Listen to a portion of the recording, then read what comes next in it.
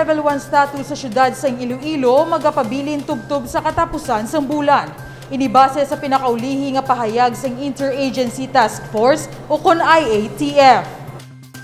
Wala sang pagbag-o sa alert level status sang syudad sang Iloilo. Magapabilin sa alert level 1 ang syudad tubtob sa katapusan sang bulan sang Marso. Inibase sa pahayag sang Interagency Task Force o kun IATF, kaupod pa ang iban nga lugar sa pungsod. Buot silingon, magapabilin ang mga ginhalugan nga pagsulundan sang syudad, ilabi na ang mga safety protocols. Wala sang curfew kag 100% capacity ang mga establishmento. Gindula naman ang plastic barrier sa restaurant kag PUJ o kun public utility jeepney.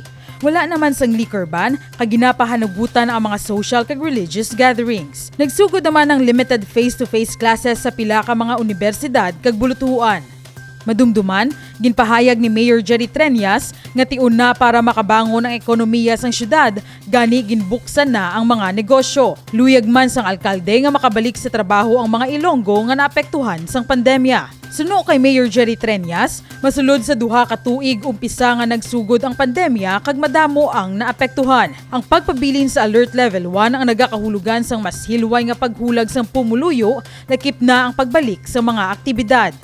Sa pihak nga bahin, balik naman ang nagkalain-lain nga kahiwatan sa idalom sang event industry. Dugang pa sang alkalde, kung tani magapadayon na ang pagnubo sang COVID-19 cases para madula na ang alert level status kag magasugod ang new normal. Pasalig ni Mayor Jerry Treñas, padayunon ang pagbinuligay para sa pagbangon sang komunidad kag tagsa ka Ilonggo. Carmela May Rodrigo para sa Level Up Patrol. Modular Hospital sa Barangay Suoc, Arevalo, nagabato na sang mild tubtob moderate nga kaso sang COVID-19. May license to operate na gikan sa Department of Health ang Iloilo City Modular Hospital nga nahamtang sa Barangay Suoc, Arevalo. Buot silingon, mahimo na maka-admit ang Modular Hospital sa mga pasyente nga may mild tubtob moderate nga kaso sang COVID-19. Ang Modular Hospital ang sa idalom sang supervision sang Medical City, Iloilo. Suno kay Mayor Jerry Treñas, apisar magapabilin sa Alert Level 1 ang syudad, tubtob sa katapusan sang Marso, maayogid nga operational na ang Modular Hospital, bangod dakugid ang mabulig sini in kaso mayara sang liwat nga surge ukon pagsako sa numero sang COVID-19. Ini 32 beds ni siyang initial nga nahatagan sang license to operate. In cooperation ni siya sang Medical City Iloilo. So, ang tanan nga mga management protocols will be from Medical City Iloilo. Ang staffing is care of sa city government. So, amo ning ginapreparahan naton nga in case nga mag-surge, may butangan kita sa mga pasyente nga kinahanglan admiton.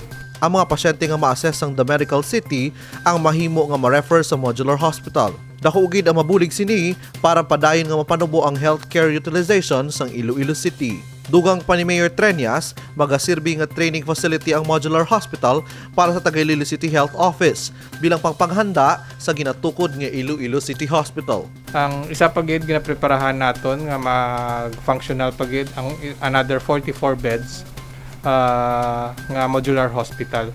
Mas dako ini siya kag tapos ang setup ni is mas advanced sa 32 beds.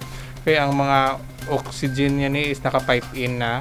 Tapos naka negative pressure ang taga room.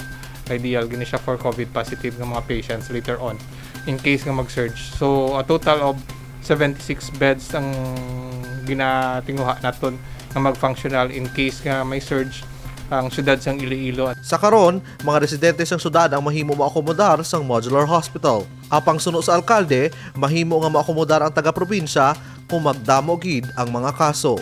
Isa pa ka Modular Hospital sa Suoc, Arevalo ang nagahulat sang license to operate gikan sa DOH.